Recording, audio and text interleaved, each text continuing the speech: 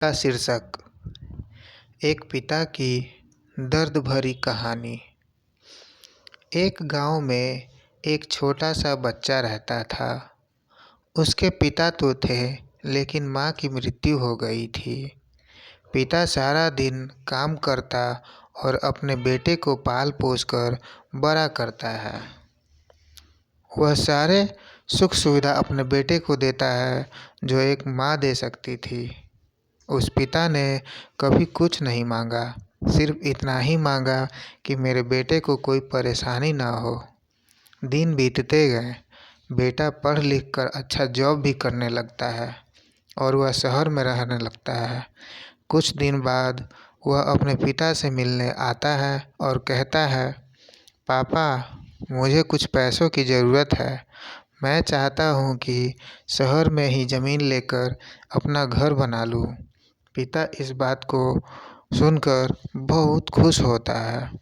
सोचते हैं कि मेरा बेटा है, एक न एक दिन नाम करेगा। जिंदगी भर की बचाई हुई पूंजी को निकाल कर अपने बेटे को दे देते हैं। बेटा शहर चला जाता है और उन पैसों से अपना घर बना लेता है। पिता इधर इंतज़ार करता रहता है कि मेरा बेटा फिर से आएगा, एक न एक दिन तो मेरे पास आएगा ही, जाएगा कहाँ। उसके पास अब कोई नहीं जाता था, क्योंकि ना ही अब उस पिता के पास पैसे थे और ना ही रहने का जगह था।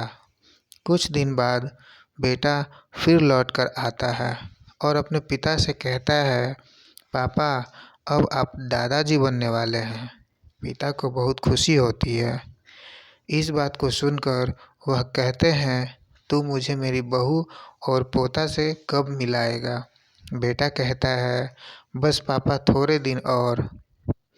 पापा, मुझे कुछ और पैसों की ज़रूरत है, क्योंकि आजकल थोड़ा जॉब में खींच बीच हो रहा है, जिसके कारण से मुझे कुछ दिन के लिए सस्पेंड कर दिया गया है। पिता के पास कुछ नहीं रहता है देने के लिए, लेकिन फिर भी पिता कहता है, अच्छा बेटा, तू रुक, मैं अभी आया कुछ पैसों का बंदोबस्त करके। पिता बाद में महाजन से कुछ पैसे उधार लेकर अपने बेटे को दे देता है और बेटा पैसे लेकर शहर चला जाता है। बरसों गुजर जाते हैं।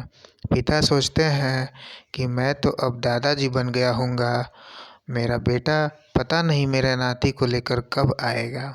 फिर सोचने लगते हैं, समय नहीं मिलता होगा, इसलिए मेरा बेटा अभी तक आया नहीं, वरना आता ज़रूर। तब तक महाजन 2-3 आदमी को लेकर उस पिता के घर पर आता है और कहता है कि आपके वादे के मुताबिक मैं पूरे 3 महीने बाद आया हूँ अपने पैसे ले जाने। पिता कहते हैं, मेरे पास पैसे नहीं हैं देने के लिए। महाजन कहता है, जब पैसे देने नहीं थे तो आपने मुझसे उधार क्यों लिया। तभी पिता कहते हैं, ठीक है, रुको, मैं तुम्हारे लिए पैसों का बंदोबस्त करके आता हूँ। और वह वहाँ के नज़दीकी अस्पताल में चले जाते हैं। वहाँ जाकर अपना ब्लड डोनेट करते हैं और अपना एक किडनी भी बेच देते हैं और उस महाजन का कर्ज छुटा देते हैं।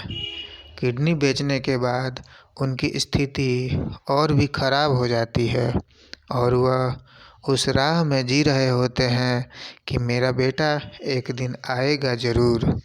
इस आस में जीते जीते एक दिन पिता की मृत्यु हो जाती है, परंतु उस बेटे को अपने पिता को आग देना भी नसीब नहीं हुआ। धन्यवाद।